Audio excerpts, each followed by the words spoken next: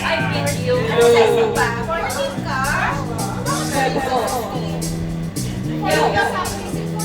Hindi no.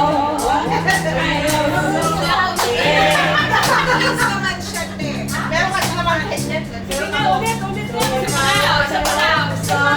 Last pag na lang sabi ko. Ay, oo.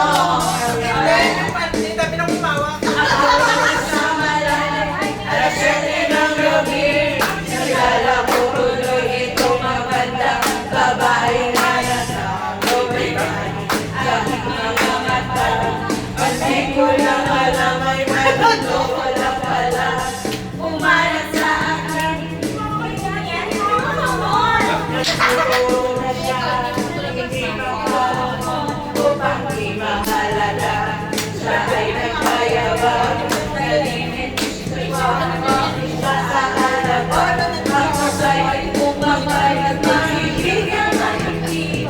Nagalaway sa palagyan, habig na ako'y mabalas.